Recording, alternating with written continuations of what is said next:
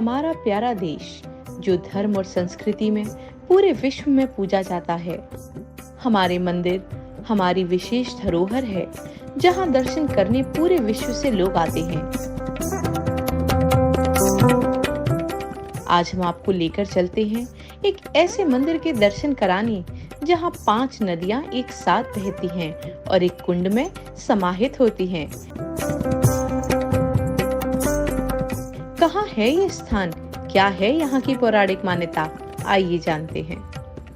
एक समय की बात है, भगवान ब्रह्मा, विष्णु और महेश तीनों महाराष्ट्र के महाबलेश्वर में सृष्टि का निर्माण करने के लिए जरूरी एक यज्ञ का आयोजन करने की खातिर इकट्ठा होते हैं। इस यज्ञ को शुरू करने के लिए भगवान ब्रह्मा अपनी पत्नी सावित्री का इंतजार करने लगते हैं, लेकिन अज्ञात कारणों के चलते माँ सावित्री यज्ञ स्थल पर समय से पहुँच नहीं पा रही होती हैं।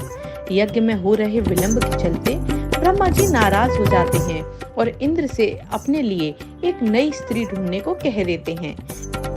इसके बाद ब्रह्मा जी इंद्र द्वारा ढूंढ कर लाई गई स्त्री गायत्री से विवाह कर उनके साथ यज्ञ में बैठ जाते हैं। कुछ देर बाद जब माँ सावित्री वहां पहुंचती हैं, तो ब्रह्मा जी को किसी अन्य स्त्री के साथ यज्ञ में बैठा देख बहुत क्रोधित हो जाती हैं। माँ सावित्री अपने इस अपमान का बदला लेने के लिए आवेश में आकर तीनों देवताओं को इस स्थान पर जल रूप में बदल जाने का श्राप दे देती हैं।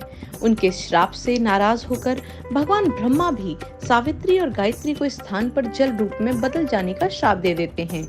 यही कारण है कि स्थान से ब्रह्मा, विष्णु और महेश के साथ ही सावित्री और गायत्री तब से लेकर आज तक एक नदी के रूप में प्रवाहित हो रही हैं और एक साथ 5 नदियों के उद्गम स्थल होने की वजह से इस स्थान का नाम आगे चलकर पंचगंगा मंदिर पड़ जाता है।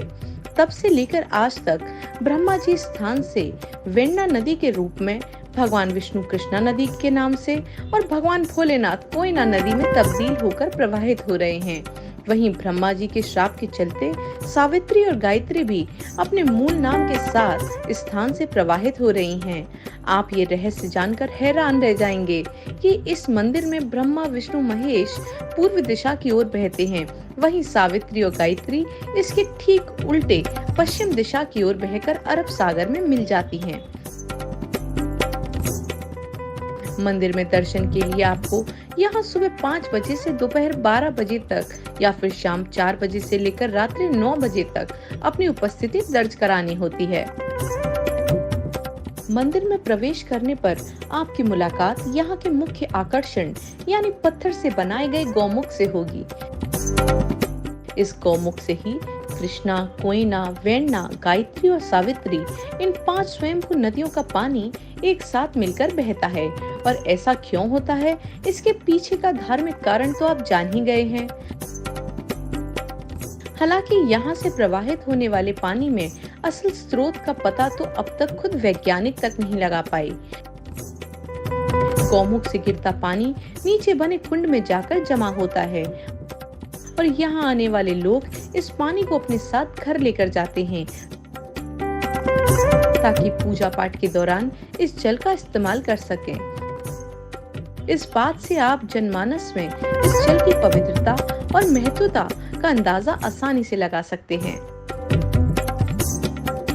वैसे पंचगंगा मंदिर में सिर्फ गौमुख ही नहीं जिसकी ओर आपका ध्यान आकर्षित होगा, यहाँ भगवान श्री कृष्ण की एक बेहद मनमोहक मूर्ति भी स्थापित की गई है, जिसे देखकर आप एकदम मंत्रमुग्ध हो जाएंगे।